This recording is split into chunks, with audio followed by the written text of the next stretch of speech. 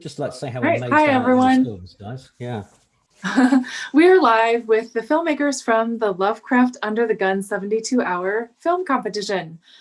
Hello everyone, and congratulations for the Herculean effort of finishing a short film in just 3 days with the added onus of having to use a line of dialogue and a prop.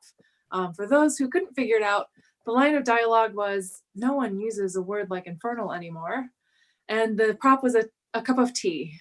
So there's a lot of you, and to keep this moving, I'm just going to go through and have each of you introduce yourself, tell us about your film, and tell us, what your idea behind it was, given the time constraints and things like that. Talk a little about why you chose what you did to get it done in the time that you were able to do. And I'm going to start with Daniel Webb. Hi, my film was Infernal Creatures, and my goal was to make a film that would really use the line of dialogue and the prop as an important part of the storyline. So the idea is that this man works as a police sketch artist, but he's been sent he's sent by a museum that is studying strange phenomena where people are experiencing very intense dreams in which they see a demonic presence that orders them to do horrible things.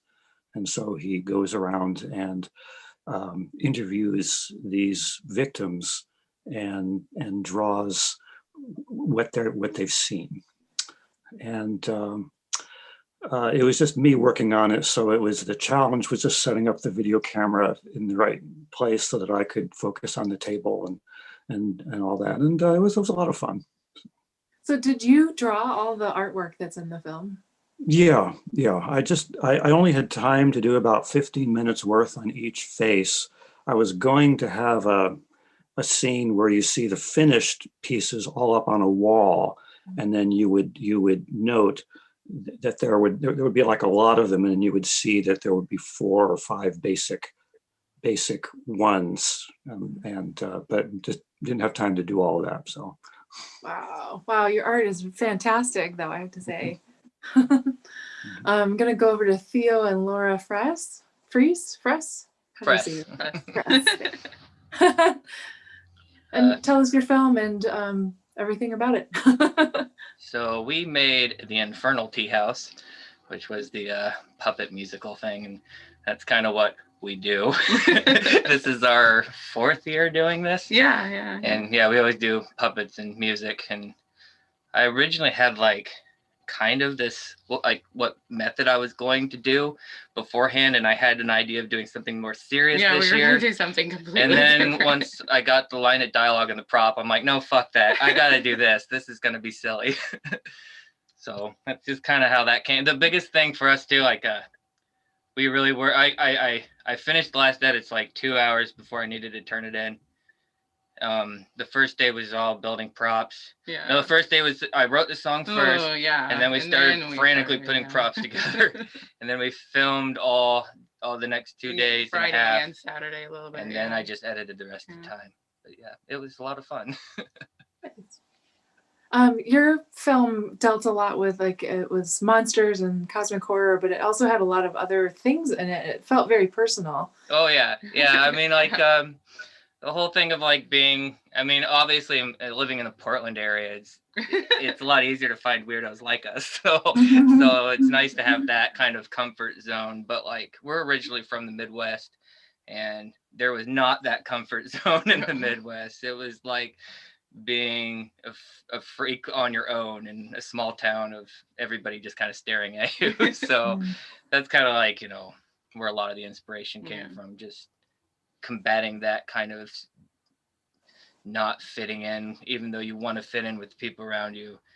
So, and then of course, with everything going on lately, there's a lot of that, everybody wanting to have a place in this world and deserving a right to live and etc. So yeah. Nice. I hear from Paul Christian Glenn.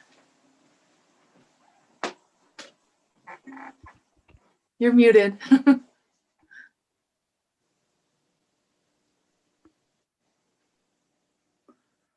And we actually played one of Paul's Better? films last year. Yeah, we played his film Enspiraciones last year. Oh yeah, good memory. Thanks. Yeah. Okay. So my film was The Walls Alike and Matting, and it was actually an idea that had been sort of rolling around in my mind for a while, and I just didn't have a script to focus it on. But I wanted to write something about resolution of grief and inability to resolve grief when we've lost someone or we've lost a relationship or something like that. And when this came up, I don't know, it all just kind of snapped into place for me, and it became this idea of losing yourself because you can't deal with whatever it is that you're dealing with. And that could be, whatever people deal with everything in different ways, alcoholism or the withdrawing from the world or whatever it is. And so our character has completely withdrawn from the world, trying to resolve her grief. And in this case, it turns out to be a really weird thing. And we had a situation where our shoot felt very cursed, and we were plagued by equipment failures, and so we actually did not get to shoot the climax of our movie, and we were left scrambling to try to figure out how to make an ending out of the footage that we had available. And I think it worked out okay. Not as good as I would have liked, but it is what it is, and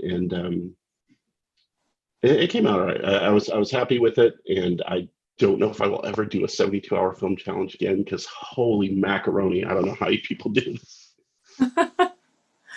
It gets easier as you lose more sanity. I'm gonna skip over to Darren because I know that he needs to leave for his daughter's birthday party. So Darren, tell us about your film. Yeah, I kind of feel like, weirdly, I made the same film as Paul, actually. It felt really, really similar across the gaps of time and space. Exactly. My daughter was watching and said, do you know him? Oh, no, I have no idea who he is.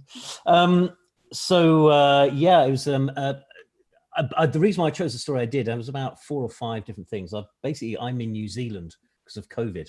I came here on holiday effectively, and I'm still here. So, so I was kind of thinking, well, how am I going to do this? Because I haven't got any real resources, but decided to go for it. But I collaborated with the sound designer friend who worked on other films that I've made. It was brilliant sound designer, and he's got great story ideas. So he's in the UK, I'm in New Zealand, and we just sort of collaborated backwards and forwards. There's some fantastic coastline around here, and I really wanted to do something about the coastline. And I kept having this image of a Victorian fisherman's widow standing on the seashore waiting for her husband to return.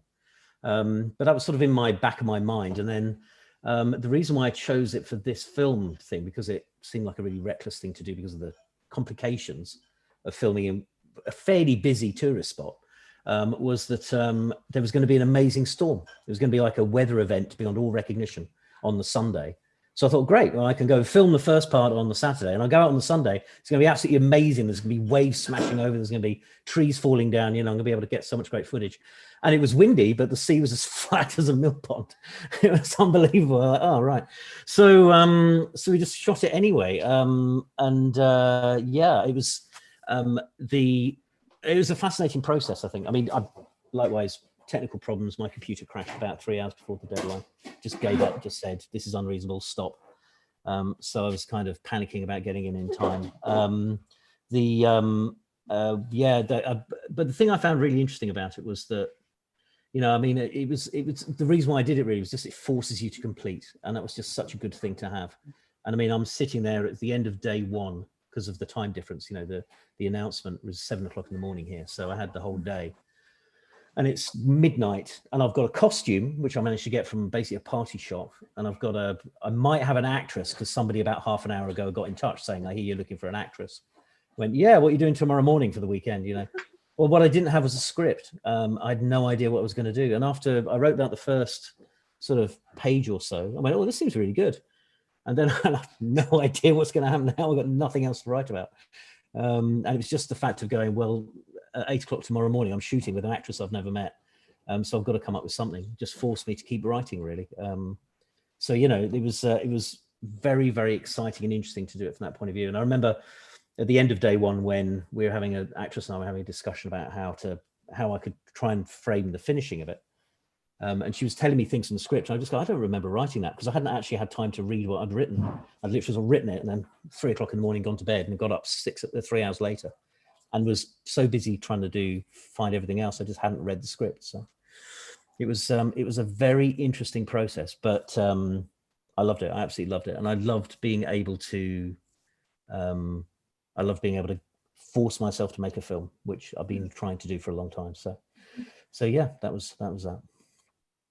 We hear that often. We hear that frequently from teams where if they're used to taking kind of a long time, because people have day jobs and not everyone is a filmmaker for a living, or if they are, they don't get to work on their own things all the time necessarily, and so sometimes it'll take them a year or more to finish a project, and this is just kind of like you don't have time to be super you don't have time to agonize over all the little details that you could fuss over, and at some point you're like, okay, that's good enough. But then the feeling of accomplishment at the end of it is kind of nice. So is this the first time you've done a film race? Me, yeah, it is. Yeah. And I mean, that's a really good case in point because the last time I submitted a film to the festival was 6 years ago. And it was 15 minutes long and it took us 3 years to make. And for those who have been with us for that long, since 2014, your film was kind of a riff on Rats on the Walls. Yeah. So that was so it took a stupidly long time, but this time it was basically a crew of me. I'm just here on my own, so that was easy. I didn't have any arguments with the crew. I didn't have to stop for breaks. I could just get on and keep working. So so that was probably quite a good way to work, really. Very nice. I'm gonna hop up to Ian Garlington. I need new glasses. And Ian and Alexander Hitchcock, who's not with us right now. Go ahead, tell us your film and talk to us a little bit about it. Alexander is here in the room, but I think we're on different teams. Yeah, we worked on different films. Oh, you did? Okay. I'm doing Cordyceps Infernalis. It's like the marketing for the mushroom tea. Oh, and Alexander's intervention. Okay, I'm sorry. I was looking at the wrong row in my spreadsheet. You still want me to go ahead, or? Yeah, still you go ahead. Okay. So our team we're not really filmmakers. We're kind of like a philosophy book group that met on Meetup about 1.5 years ago, and we just decided to do this as a spur of the moment thing. One of the members is really into H.P. Lovecraft stuff, and we all kind of united over like Robert Anton Wilson and William Burroughs, and so we figured that we'd just kind of keep playing with that. I don't know how exactly the multi-level marketing or kind of like sales pitch aspect came into it. I don't remember who suggested it, but previously we were thinking about doing the entire story just on Zoom, like doing a narrative within a Zoom meeting. And so one of us, Bryce, one of our team members, figured out how to do deepfakes in real time. So we were going to have various different figures come in and like be in the Zoom chat, like saying the different lines and stuff. And in the end, that kind of got merged together with this marketing video. And we still wanted to include to see if we could do the deepfakes in time. So we tried to have some of the lines. We found quotes by each of those 4 people and then had him animate, or he mapped and his own face onto the pictures of the characters and then recorded himself saying the lines. Then we had us impersonate the voices and try to include that in the kind of hallucinatory scene at the end when he's failing the test. That's cool. Yeah, it's the husband in the film, Arthur. He wrote most of the story. He said it was pretty autobiographical. I'm not going to go into too much detail about what that means, but let's see, challenges we had since we're not really a professional group. I previously had a nicer camera at the place that I worked, but they took that away from me when I quit. So I only had my little, I don't have it right here, but it's basically just like a Panasonic, like a GH2 type thing. So the one I had didn't have a microphone jack on it. So we had external microphone recording device, and trying to sync the audio in the last like 2 hours was hell. It didn't work out. I only got like 70% of it synced. So we had like in-camera mic for half of it, and some of it was recorded on something else. And also I noticed at the last minute that even though a lot of the non-commercial music out there is available for film contests, or some film contests allow it, in this particular case, we can't use anything with that NC label for the attributes for the Creative Commons. So in like the last hour, I basically asked everyone to scramble and find anything we could throw into the audio track for music, and it turned out to be what it is. But so just, I mean, those were some of the challenges. I passed out on the last night when they were editing it. They were using my computer. My OS is in Japanese, and Premiere Pro is in Japanese as well, and they don't speak any Japanese or read Japanese. So I was totally amazed that they were able to actually do the effects, figure out everything. Like, I don't know how they did it, but I woke up at like 5 a.m. and they had edited it. So I took my computer home and started working on color and sound after that. But yeah, it was pretty hectic, but I mean, and it's not perfect, but I mean, overall, like, we had a really good time. It's like, it's one of those things where from the outside, no, you would never be able to tell any of that happened behind the scenes. It's always fascinating to us, like what you see here and like what's going on back here is like can be completely different. But it was really well done. I did like the approach of the multi-level marketing thing with the sales pitch and all of that stuff. So that was pretty fun. Yeah, I mean, the sales guy, he's normally like a really, shy philosopher who shows up and like just talks about Spinoza and metaphysics and then disappears off into the night again. So it was kind of interesting to see him. Like, I cast him into that role and was like, kind of, how sleazy can you be? Were any of the people in the film had they acted before? I'm not sure if the wife Emily has acting experience, probably some stuff in theater or drama. I think she loves to sing and dance a lot. But no, I don't think anybody has much acting experience. I think they're just very expressive people. It's fun. Great job. I'm gonna bounce over to Alaric. Ulrich. Okay, yeah, thank you. Tell us your film and everything about it. We did the music of Amazon. The original Lovecraft story is called The Music of Eric Zahn. Just about in the story, it's a viol player is what he says, but I play the viola, which is there on my. So I was like, I got the prop, and my apartment courtyard works, and given quarantine, we were just like, we can do it. I adapted it so it all fit outside, and yeah, I wanted to play with some ultraviolet lights, with what we use for a lot of the stuff. But it all seemed to fall together, and it was like you were saying before. It was great to do this just because quarantine has kind of just put me and a lot of people in a funk. So it was a great thing to have, so that like a lot of people were just like ready to do it because they're not doing anything else and they wanted to do something. So thanks for making this happen. Yeah. I have a question about the music of Amazon. What was the music? Was that composed for you? So yeah, I have a friend of mine who's done music for some of my other movies. He did. Sorry, that one there. So I told him I was doing this, and I was like, would you be able to write something for solo viola, within a short amount of time? And so he found a professional violist who could record, and did a bunch of tracks, and then used the story as inspiration for, I think one of the lines is music of unique and unfathomable genius. Mm-hmm. So it was a daunting task for him, but I was really proud of what he came up with. So, yeah. I have to say it is some of the better music that I've heard in that story adaptation. Thank you. It captured that kind of weird off-kilter touch without being completely annoying. It was enjoyable to listen to, but also disturbing. Weird. Yeah.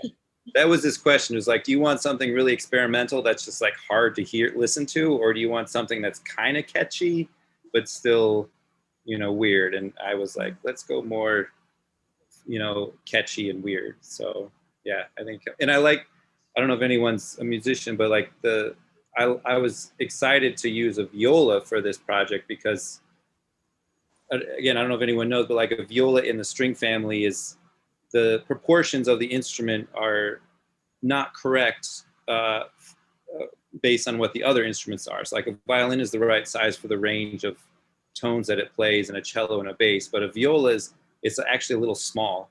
So the sound of a viola is just a little weird. So for all the violists out there, like I was proud to be like, violas, this is the time for viola to shine, because it's not quite right of an instrument, so it's perfect for like an H.P. Lovecraft story. Nice. Well, thank you. And Frank and Alexander Hitchcock, Frank Price and Alexander Hitchcock, talk to me about your movie, and you guys can decide if you want to trade off or one of you go and then the other of you go. Yeah, John here, I think, came up with the initial idea. So I'll let him talk about that. So we were thinking a lot about like the end of the world. So it was like when the fires were kind of encroaching towards Portland. So I was thinking a lot about the Nyarlathotep story, and just the way that like the first paragraph, how it starts off talking about political upheaval and a sense of impending doom.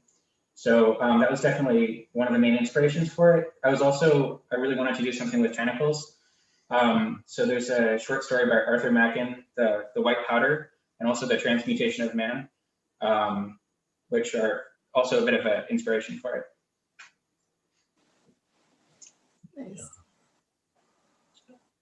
And I mostly worked on just building some of the sets and helping with the story. Sort of a collaborative process. Yeah. It's fun because normally we have a team that we'll get to, the MLS, that usually does stop motion with their collective, that did a live action this time, and then there was a couple of another stop motion ones. So it was surprising to see that. So what with your stop motion, like you have to take every frame and like set it up and do that kinds of thing. Were you concerned about finishing in time and getting it all in there and rendered? We wanted to start the animation earlier this time around, but sets always take a little bit longer than expected, waiting for paint to dry, that kind of thing. So what did we end up? I think we ended up like Saturday evening starting the animation, and then just going all night until like 2 o'clock, 3 o'clock on Sunday. So kind of down to the wire. Well, it was very fun. The animation reminded me a little bit of, there's another animated thing called Pingu. But then if you've seen on YouTube, there's like a Pingu I don't know what it's like, it's Pingu, but it's not Pingu. It's like a parody where it's like The Thing. Where it's like this cute little penguin running around, and then all of a sudden there's like horrible monsters chasing them and things like that. So that was fun. Very nice. Let's go to Jamie Gower. Hi. Hello. First off, I was really excited that there was an opportunity to be in this, because I just love the idea of the 72-hour. So I was thinking about it, and I thought of the idea of, you send your spit to a company and they come back and they say, oh, by the way, you're a deep one. And so like I had that, I thought, okay, I can't think about it because it's 72 hours. And then when it started, the program, as you've seen, like stuff I've done before has always been with icons. And the program I used for editing suddenly had a library of video clips. So I thought, oh, let's use those. And the first day was me just going in and having lines of dialogue and looking for video clips, and then finding video clips that suggested lines of dialogue. And so I collected all that stuff and then did the script, started recording the script, and realized I had left out the line. I just didn't have it in the script. And that efflorescence thing, I can't even say it now. That's a quote. There's a quote of the old great-grandmother is living in a land of brachiate efflorescences. And I could not say it right for the recording. And so that's where I was able to stick in the reference of, oh my God, who talks like this? People don't even use the word infernal. And then just kind of got all that done and then started just editing the crap out of it to make all the little pieces fit together. It was a lot of fun. Okay. Was it a different experience? Like you made a bunch of bumpers, really delightful bumpers for us last year, with little animated icons and like almost emojis. So was it a very different process for you doing it this way? It was different and similar in a way that, like I said, was really fun. I mean, like the line, we here at Your Descent answer that most primal of questions, who am I? And finding the pensive woman looking out over the ocean at sunset just gave me the giggles, because it was such a, it's such a cliche kind of thing that you see in these corporate commercials. And it was fun to do that, especially knowing that I was going to turn it around halfway through. And by the way, the turn didn't even come till I was that far into the script. I didn't know what the ending was. And all of a sudden I thought, oh, wait a minute, what if they're happy about this? Thanks. So that's where I come from. Let's hop over to Jeremy Peterson. Hey everyone. So we're from A300 Studios. We did apps for these uncertain times. So we had like 4 mini shorts and a greater short. We kind of chose it early on because we wanted to lean into comedy a little bit more this year. We thought that was maybe a little bit better tone, just to try and keep things light. And then also we were trying to work around different constraints we had with working with people directly. So I personally filmed 2 of the apps, and then 2 of our other actors filmed themselves doing them. So we're a little bit distributed. It worked pretty well, but the coordination is definitely greater. Need a little bit more, people need to be able to actually use a camera and film themselves well. So that's always a constraint. And then we had a team that we reassembled. I think we had 13 or 14 people that contributed something, though most of us didn't see each other in person. We wrote 5 original songs, though we only used 4 of them. I did all of the graphics and logos on Friday. We basically did nothing on Thursday except for have a little team meeting, and then filmed all Saturday, edited for 6 hours on Sunday, and then we're done. So it was a tight little schedule, but I think it was fun. Yep. It was very fun to see something lighthearted, and it does seem like the format here lends itself to that sort of a little lighter side of horror sometimes. Yeah, and lots of in jokes. Yeah, it's fun. I did like the Cthulhu lingo. Yeah. It's a good one. I'm kind of scanning the chat here for some questions, and I think I'll come back to them after we finish hearing from everyone. And then we have the Amalus team, Michael and Sarah. Although I see Michael, like, switch my view here. Hi, Michael. Can you hear me? Yeah. Okay, I've been through like 4 devices and 12. Oh no. So what was the question? Sorry. Oh, just tell us what film you made and tell us a little bit about the process that you went through to get it done in 3 days. Sure. The film we did was, I can't pronounce it, the Russian word for tooth nymph. And this is kind of a mix-up because you're not supposed to know or be able to read the title of the film until you get to the end to build some mystery there. So, but yeah, this was really tricky because all of us were separated. There's only like 3 people kind of working on this. I had to work. I took like half a day off, and the creature design and the animation, there actually is stop motion animation in our film. So for that. And yeah, a lot of things went wrong. I hadn't used or shot live video in several years.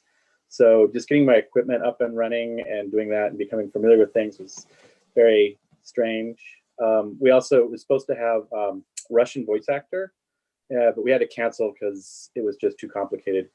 We my focus was to do something on mouth horror because it's just a really sensitive part, and I know people very close to me that are going through dental things. All the teeth in the film, well, not all the teeth, I should say, most of the teeth in the film that you see, I made. What else? But it was really difficult to do that during COVID because we had to wear masks during all the shots. So that's why you never see a face, because we're wearing masks all the time. So that was a bit of a challenge there. So there are many other challenges, like everything. I originally thought, oh my gosh, I can do this film by myself. I can totally just do this film by myself. And I was like, nope, it is 10 times more complicated than I ever thought it would be. Okay, that was it. I find that with most things that we try to do on between Brian and I, that they're always usually way more complicated than we originally thought. Yep. And it's good to have friends helping you. With that, what was your prep kind of like? Because as I said before, I know you do a lot of stop motion, and a lot of times you're kind of crafting. You were in the Q&A yesterday for Sick Clues, and you were talking about how you craft a lot first, and then the story kind of gets developed along kind of concurrently so that you have room for flexibility. Was the process different for shooting the live scenes? Well, we were not, I say to say we were not taking this as seriously as we normally do, just because of time and other constraints. My girlfriend, who was originally just supposed to make the armature, decided she wanted to make the part of the creature that will be animated. There's part of the creature that's not animated. There's part of the creature that is animated. And she was going to make that, and she was running kind of late on that. And we didn't even know if we'd get the animation in to the film. And it came in like literally an hour before I turned the film in. We got the animation shots in it. So there was supposed to be a lot more of that. That was difficult, but that was, the other thing is that I had to really keep in mind every single shot that would have to lay out, and a great deal of the film had to be cut because of time. There's a build up and tension in a play. It's kind of a buddy story that these two strange things, this person and this creature, there's a weird amiable friendship toward the end, which was supposed to be implied, which is really creepy and gross, but still a little bit of heartwarming there. I want it to be. So yeah. So one of those teeth, like in the end of the soup, was that a pasta tooth? No, they didn't look that great in the soup, but they were sculpted. I sculpted them and painted them and did them. They looked a lot better in most of the other shots. I was really annoyed because that was the kind of money shot for the end of the film, and they didn't really look that great. But no, they're made out of a baked sculpty, then they're painted, and then they're shined to give them the enamel look. Okay. I liked it. It made me think about you see macaroni and cheese in all the different shapes. Why not teeth? Yeah. You can get them at your dentist. I don't know. That would be very weird. Let's see. Who have we heard from everyone at this point? Infernal Tea is. I think we're still missing Y'all Fest, aren't we? Yeah. But that's okay. So there's some questions here in the chat. I'm gonna run through them really quick and get this on there.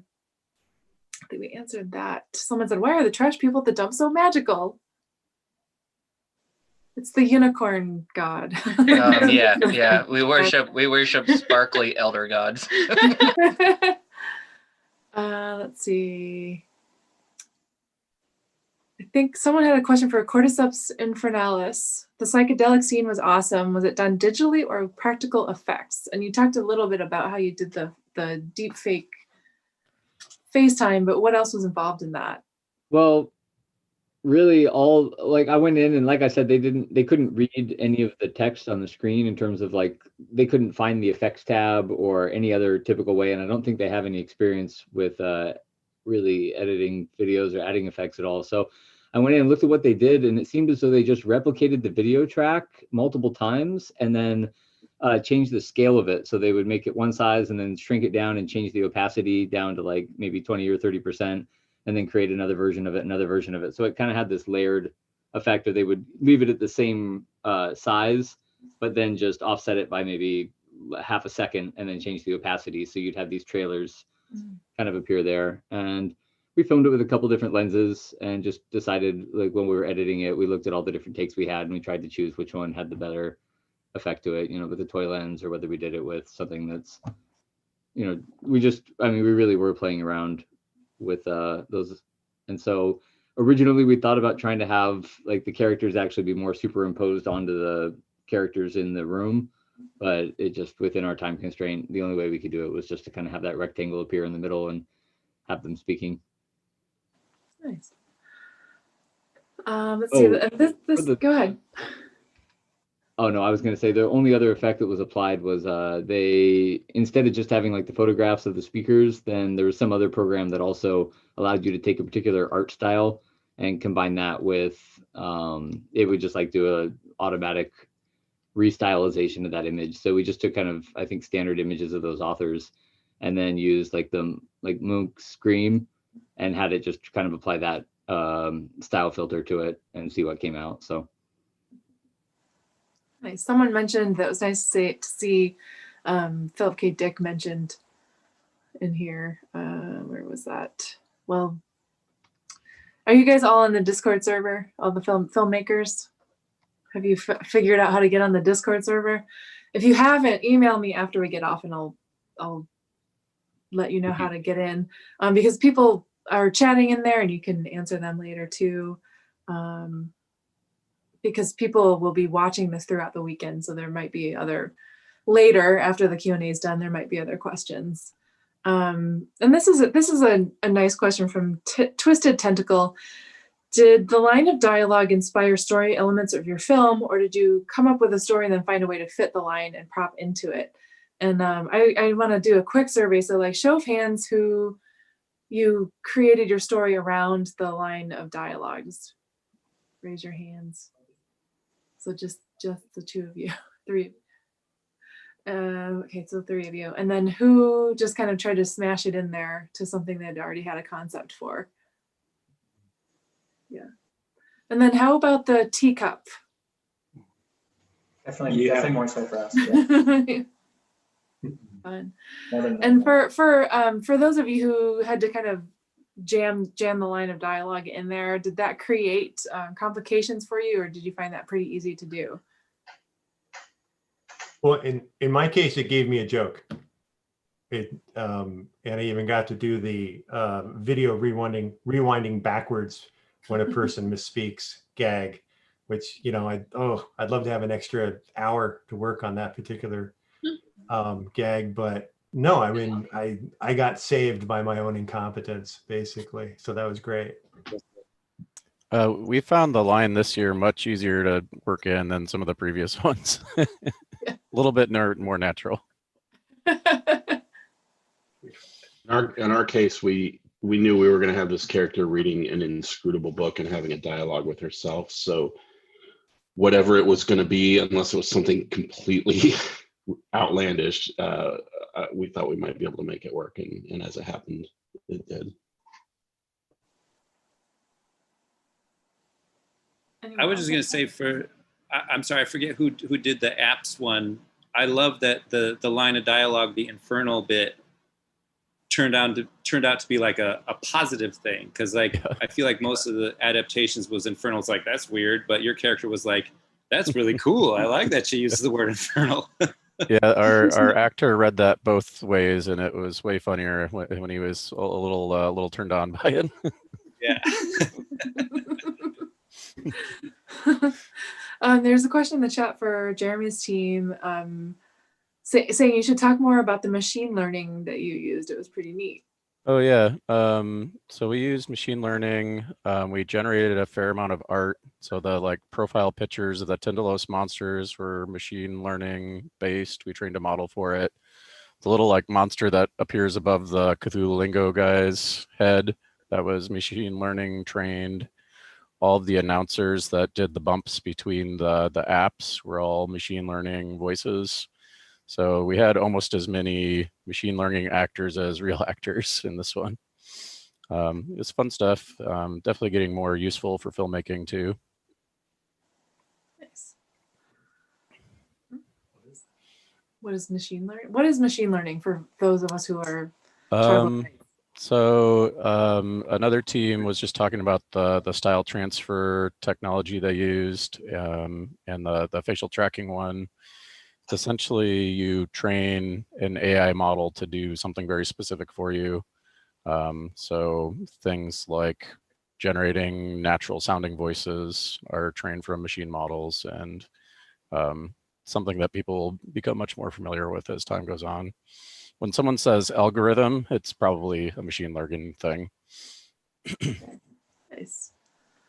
Well, excellent. We should probably wrap up, but everyone, I just want to thank you so much for participating in this epic challenge of like a, I don't know, marathon sprint, I guess, to the finish line. And I hope that you're pleased with the fantastic work that you did.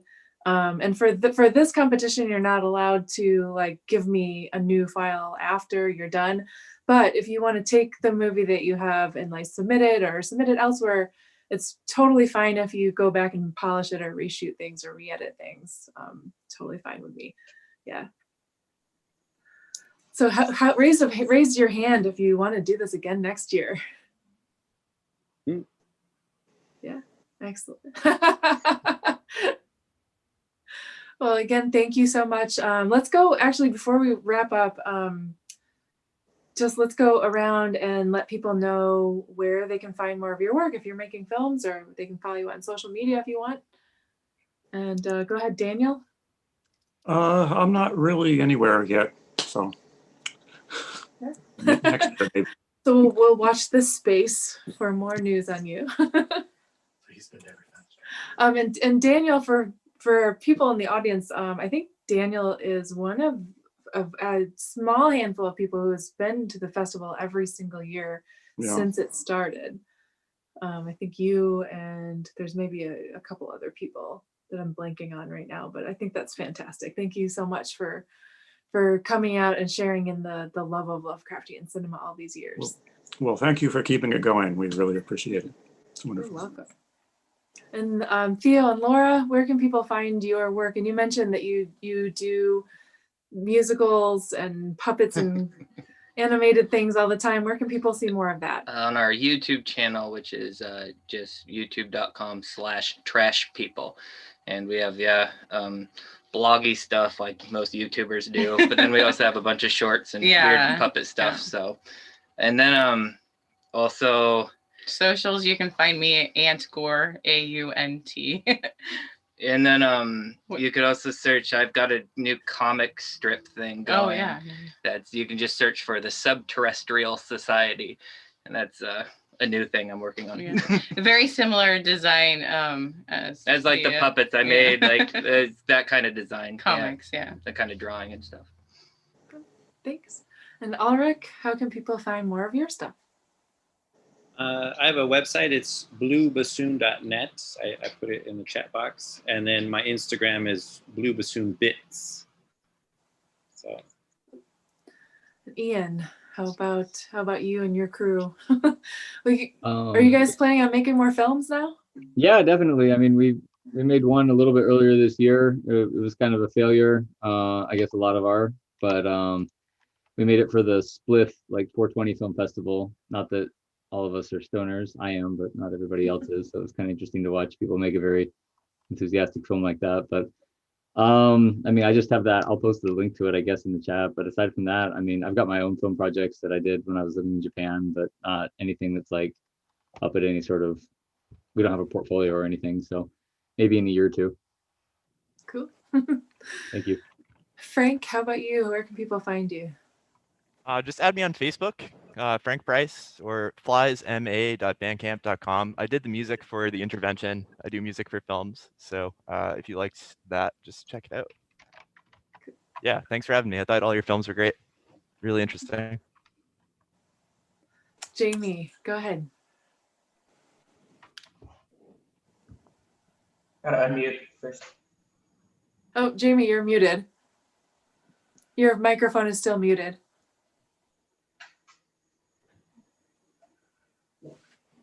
Let's see.